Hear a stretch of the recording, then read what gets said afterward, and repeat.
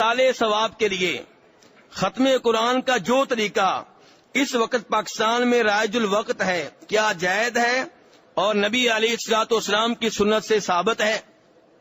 اللہ تعالیٰ فرماتے ہیں قرآن پاک میں 27واں سپارہ سورۃ النجم، وَأَلَّيْسَ لِلْإِنسَانِ إِلَّا مَا سَعَى، انسان کے کام وہی کچھ آئے گا جو خود اس نے، انسان کے کام وہی آئے گا جو خود اس نے کیا ہے.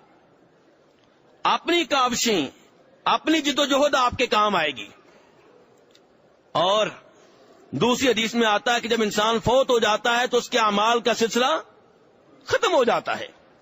پھر میرے بھائیو، شریعت نے جن اعمال کے بارے میں بتایا کہ ان کا ثواب فوت ہونے کے بعد بھی ملتا رہتا ہے، انہی تک ہمیں محدود رہنا چاہیے. دنیا سے ثواب، قبر والے تک جانا، یہ غیبی معاملہ ہے. کون سا معاملہ ہے؟ یہ اللہ ہی بتا سکتے ہیں کہ اللہ تعالی ہمارے کس کس عمل کا ثواب اس تک پہنچاتے ہیں. تو نبی علیہ الصلوۃ والسلام نے وہ چیزیں بتا دی ہیں، انہی تک محدود رہنا چاہیے. وہ کون سی چیزیں ہیں؟ نمبر 1، پورا حج، میت کی طرف سے کیا کرنا؟ پورا. نمبر 2، پورا عمرہ. تیسرے نمبر پہ صدقہ خیرات. چوتھے نمبر پہ میت کے لیے دعائیں. قرآن پاک پڑھ کر بخشنا، طواف کر کے بخشنا، نفل پڑھ کر بخشنا، یہ چیزیں معذرت کے ساتھ میرے بھائیوں نبی علیہ الصلوۃ والسلام سے ثابت نہیں ہیں، اگرچہ اس کا اہتمام کرنے والے لوگ بہت زیادہ ہیں. میں جانتا ہوں، میں مانتا ہوں ایک دنیا یہ کام کر رہی ہے، لیکن ہمیں دنیا کی طرف نہیں دیکھنا. ہمیں یہ دیکھنا ہے کہ کیا نبی علیہ الصلوۃ والسلام سے کسی صحیح حدیث سے ثابت ہے کہ آپ نے بتایا ہو کہ قرآن پاک کا ثواب میت کو پہنچتا ہے، یا آپ نے یہ عمل کیا ہو جناب خدیجہ کے لیے، جناب حمزہ کے لیے، قرآن پاک پڑھ کر بخشا ہو، یا صحابہ کرام کو جمع کیا ہو کہ میری بیوی کو ایک قرآن پاک ابو بکر صدیق دیں، ایک عمر فاروق دیں، ایک جناب عثمان دیں، ایک جناب علی دیں، یا ایک قرآن پاک جو ہے وہ میرے چچا کو دیا جائے یا میری بیٹیوں کو دیا جائے. ایسی کوئی چیز آپ کو نہیں ملے گی.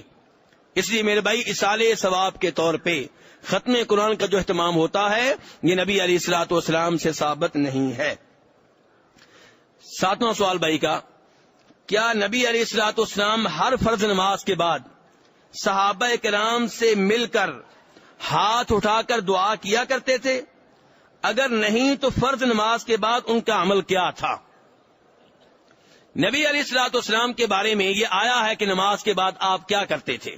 صحابہ کرام اس معاملے میں خاموش نہیں ہیں، انہوں نے بتایا ہے ہمیں کہ نبی علیہ الصلوۃ والسلام نماز کے بعد کیا کرتے تھے، یہ بتایا گیا ہے. بخاری شریف کی حدیث ہے. کس کتاب کا حوالہ دے رہا ہوں؟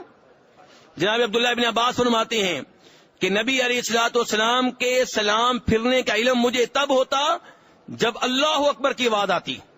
کس کی آواز آتی؟ یعنی کہ سلام آپ پھیرتے تو کئی دفعہ امام صاحب دور ہوں تو بات پیچھے نہیں پہنچتی، تو جب سب مل کے کہتے نماز کے بعد اللہ اکبر، تو عبداللہ ابن عباس کے دن تب مجھے علم ہوتا کہ نماز ختم ہو چکی ہے.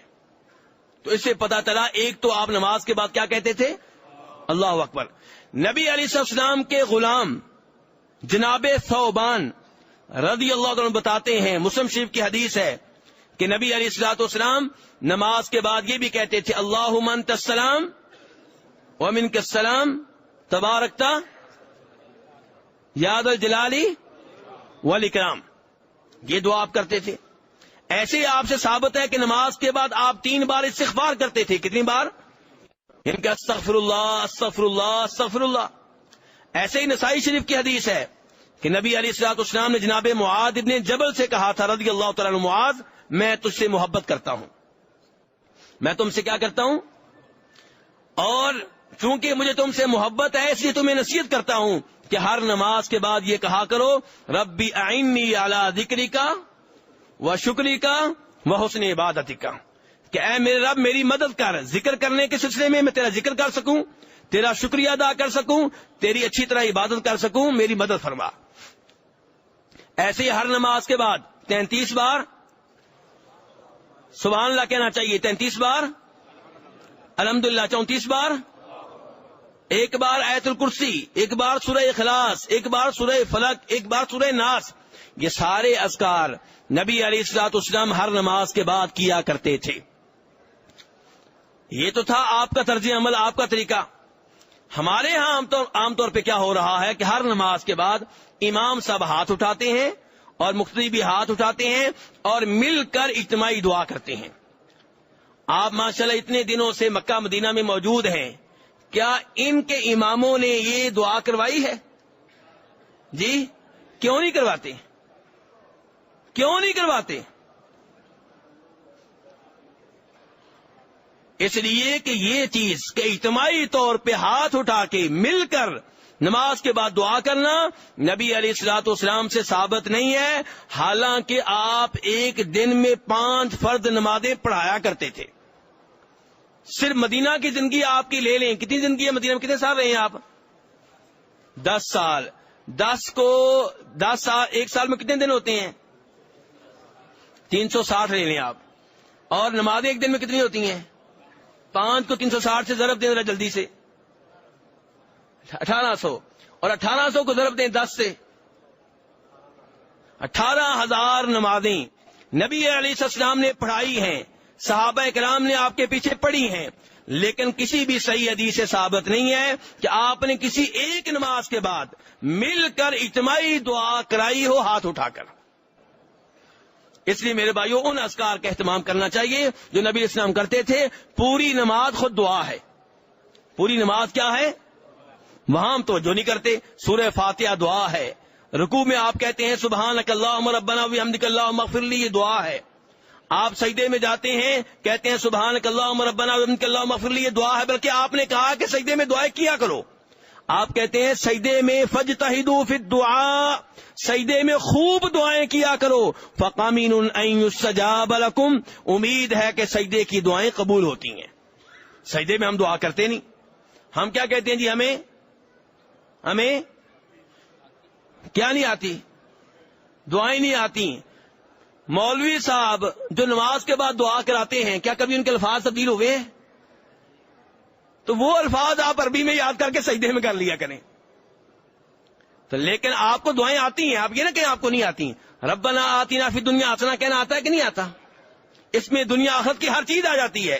رزق چاہیے یہ دعا ہے، اولاد چاہیے یہ دعا ہے، جنت چاہیے یہی دعا ہے، جہنم سے بچنا ہے یہی دعا ہے، پلاٹ چاہیے یہی دعا. نیت تبدیل کرتے جائیں بس اپنی. اس میں دنیا آخرت کی ہر چیز موجود ہے. اور بھی دعائیں آپ کو آتی ہیں. والدین کے لیے دعا کرنا چاہتے ہیں رب ارحمہما کما ربیانی صغیرا، کس کو نہیں آتی؟ تو دعائیں میرے بھائی آپ کو آتی ہیں. اولاد چاہیے ربی حبلی من الصالحین، تو میرے بھائی سجدے میں دعائیں کیا کریں، یہ دعا کی قبولیت کا وقت ہے. ایسے ہی آپ نے رہنمائی کی ہے کہ تشہد میں دعائیں کیا کرو. کب دعائیں کیا کرو؟ تشہد میں جو دعا کرنا چاہتے ہو کر لیا کرو. تو میرے بھائی یہ وہ اوقات ہیں جن اوقات میں خصوصی طور پہ دعا کا اہتمام کرنا چاہیے. نماز کے بعد اجتماعی طور پہ ہاتھ اٹھا کر امام اور مقتدیوں کا مل کر دعا کرنا نبی علیہ الصلوۃ والسلام سے ثابت نہیں ہے.